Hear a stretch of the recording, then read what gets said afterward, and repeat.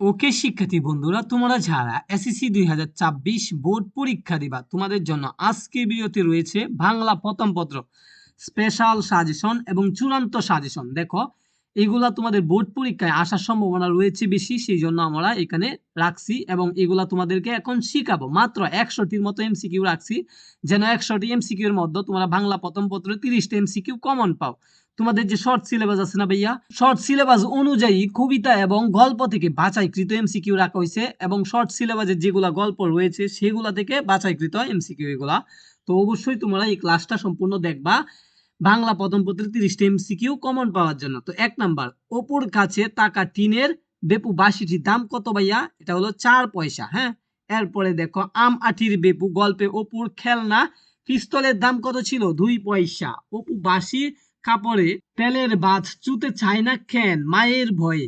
এরপরে দেখো, বিভূতিভূষণ বন্দ্যোপাধ্যায় কত সালে জন্মগ্রহণ করেন? 1894 সালে জন্মগ্রহণ করেন এবং তিনি মৃত্যুবরণ করেন কত সালে?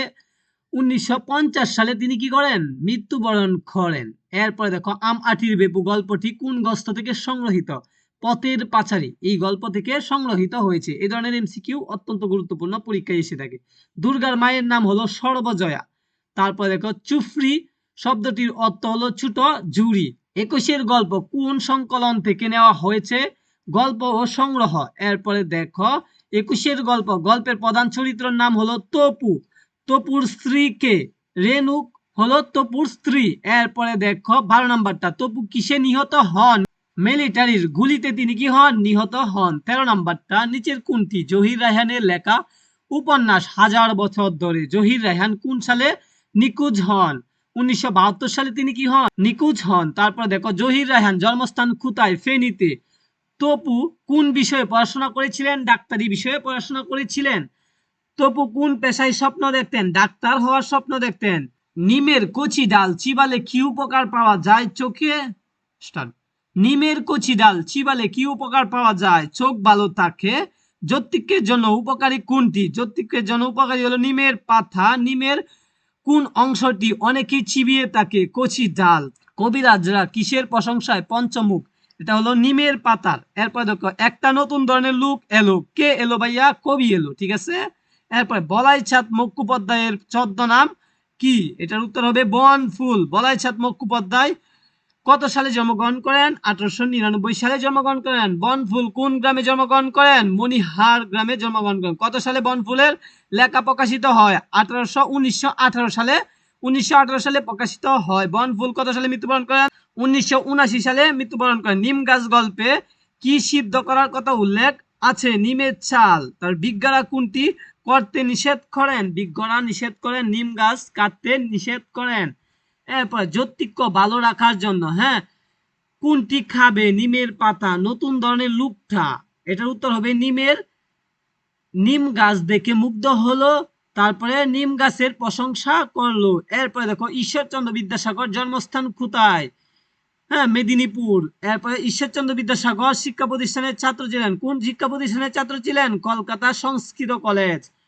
পত্রপ্রকার হ্যাঁ গল্পটির লেখক হলো ঈশ্বরচন্দ্র বিদ্যাসাগর। ঈশ্বরচন্দ্র বিদ্যাসাগর মৃত্যুবরণ করেছিলেন 1891 সালে। আলী ইবনে আব্বাস কোন শহরে একজন সম্ভ্রান্ত ব্যক্তির আশ্রয় লাভ করেন? এটা হলো দামাস্কে। এরপরে দেখো, খলিফা মামুন কোন শহরে শাসক ছিলেন? বাগদাদের শাসক ছিলেন। আলী ইবনে আব্বাসের চরিত্র কেমন? কৃতজ্ঞ, সাহসী। পত্রপ্রকার শব্দের অর্থ হলো প্রতিদান দেওয়া।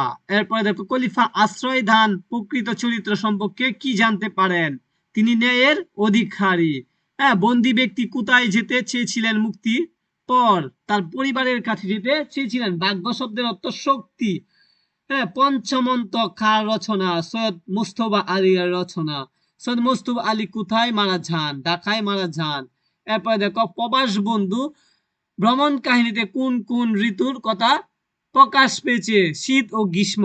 এরপরে দেখো, কখন বড় বড় গর্তে বরফ ভর্তি করে রাখা হয়? শীতকালে।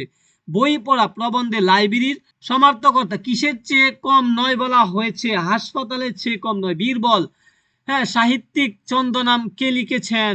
বিভূতিভূষণ বন্দ্যোপাধ্যায়। এরপরে দেখো, বই পড়া প্রবন্ধের রচয়িতা প্রমোদ চৌধুরী। এরপরে দেখবো আমরা 51 নম্বর, প্রমোদ চৌধুরীর মতে দর্শনের চর্চা কোথায় হয়? লাইব্রেরিতে দর্শনের চর্চা হয়। প্রমোদ চৌধুরী কত তারিখ? প্রমোদ চৌধুরীর জন্ম তারিখ কোনটি? এটা হলো 28